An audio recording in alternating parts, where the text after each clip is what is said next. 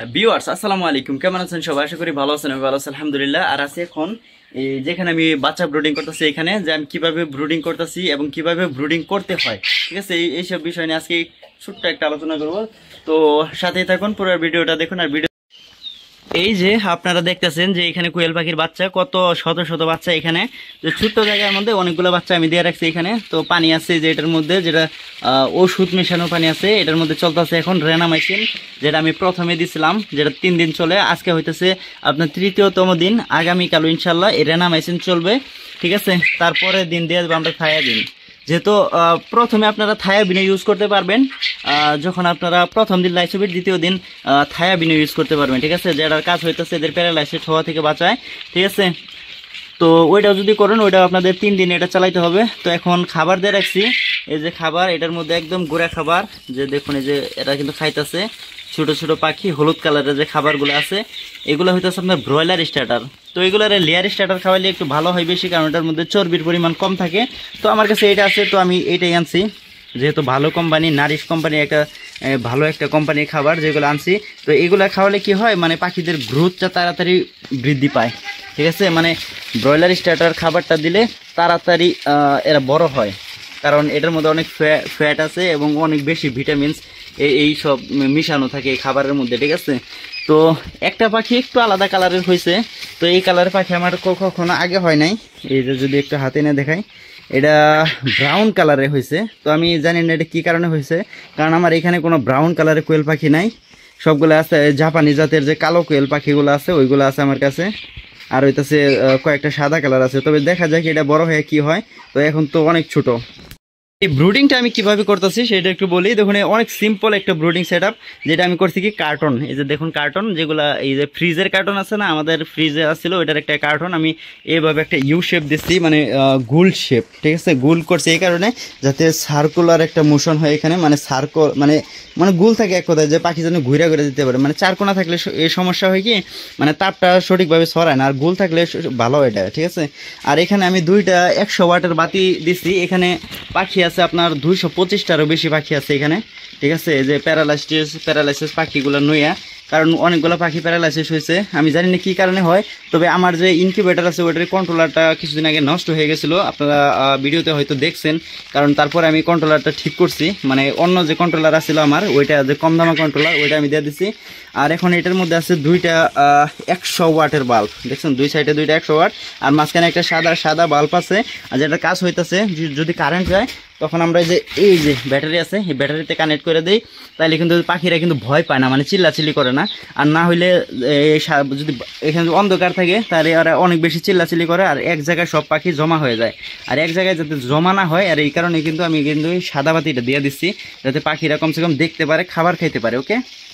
তো আলহামদুলিল্লাহ এখন পাখি সুস্থ আছে। আর কিভাবে ব্রুডিং করতে হয় সেই বিষয় নিয়ে একটু আলোচনা করি। জানতে চাইছিলেন যে আমি এই ব্রুডারটা কি আমরা অটোমেটিক কিনা, আমি চাইলে এটা অটোমেটিক বানাইতে পারবো, কোনো সমস্যা নাই, কারণ এটা ভেরি সিম্পল। যে আমার যে ওই ইনকিউবেটারের যে কন্ট্রোলারটা আছে, কন্ট্রোলারটা শুধু এখানে সেট আপ করলেই হয়ে যাবে, ঠিক আছে।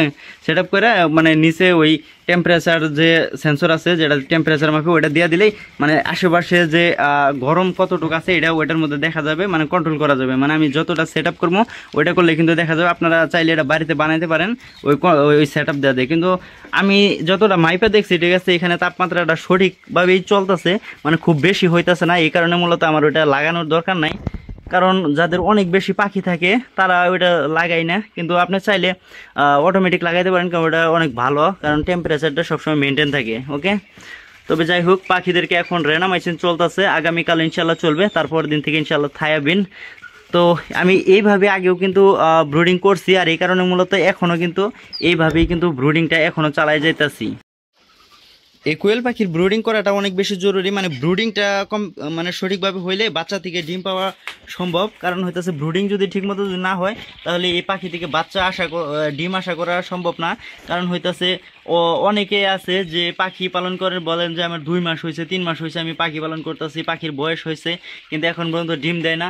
আর ডিম না দেওয়ার কারণ হইতেছে ব্রুডিং মেনটেন, ঠিক আছে। দেখুন কত এই যে পাখি যে পালন করতেছে, আমি কীভাবে ব্রুডিং করি, মানে ছোটোবেলা থেকে এদেরকে পুষ্টিকর খাবার খাওয়াইতেছি, ঠিক আছে। ওষুধ ওষুধ কোনো ম্যাটার না, ঠিক আছে, ওষুধ না খাওয়াইও পাখি পালন করা যায়, কিন্তু ওষুধ খাওয়াইলে এটাই যে পাখিদের রোগবালাই কম হয়, মানে রোগবালাই যাতে না হয় আমরা এই কারণে মূলত কিন্তু ওষুধ কিন্তু খাওয়াই থাকি, ঠিক আছে।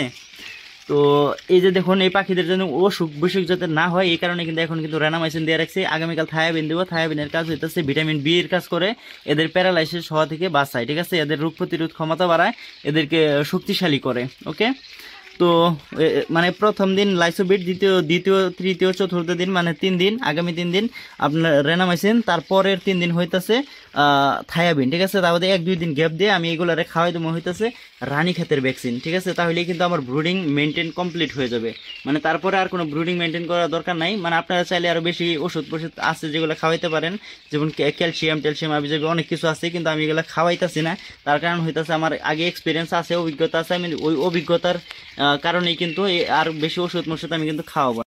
আমার কাছে পাখি পালার মতো বেশি জায়গা নাই, মানে অল্প জায়গা আমার কাছে, আর এই কারণেই কিন্তু আমি কিন্তু কম করে কিন্তু পাখি এখানে উঠাইছি। মানে কয়েকজনে ভাই ব্রাদার বলছে ওনাদের পাখি লাগবে, আর এই কারণে কিন্তু আমি কিন্তু পাখি কিন্তু পালন করতেছি। আর পাখি পালনে কিন্তু মানে আমি কিন্তু একটু কিন্তু ত্রুটি করতেছি না, মানে পাখি যে আমি অন্যজনকে দিয়ে দিব, ঠিক আছে, এগুলো বড় করে যে অন্যজনকে আমি দিয়ে দিব, তারপরেও কিন্তু আমি কিন্তু ত্রুটি রাখতেছি না ব্রুডিংয়ের মধ্যে, ঠিক আছে। কারণ হইতেছে আমার কাছ থেকে পাখি নিয়ে যদি লস হয়, প্রজেক্ট যদি লস হয়, তাহলে কিন্তু এটা কিন্তু আমার জন্য দুঃখজনক, তার জন্য ও আমার হয়তো গালি টালি দিব। তো এই কারণে মূলত ছোটোবেলা থেকে আমি এদেরকে পুষ্টিকর খাবার খাওয়াই বড় করতেছি। টাকা এই খাবারের মধ্যে কিন্তু বেশি লাগে, ঠিক আছে।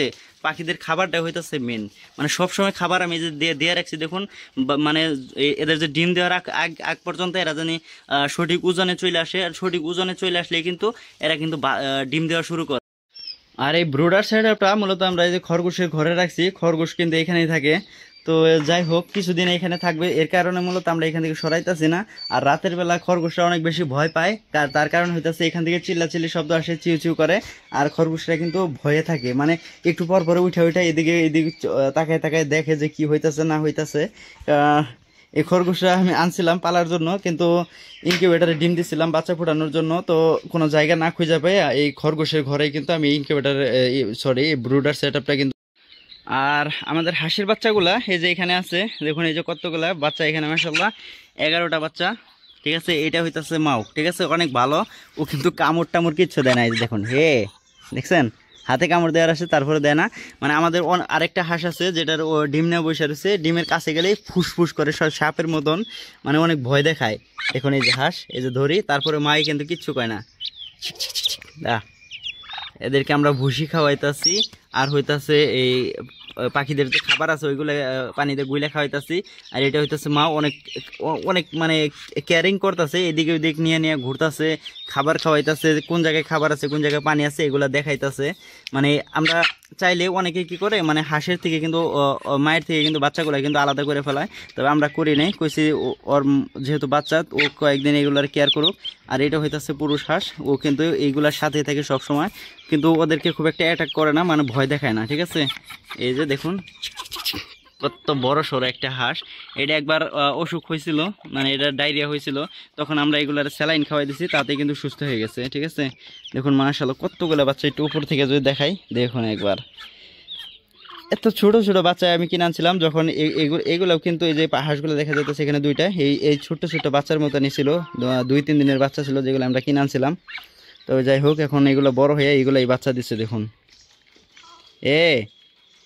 এ কামড় দিতে আসে। আর একটা হাঁসের কাণ্ড দেখুন, ও কিন্তু যে এটার মধ্যে পানি খাবার দিচ্ছে ওটার মধ্যে নাইমে কিন্তু গোসল করতেছে।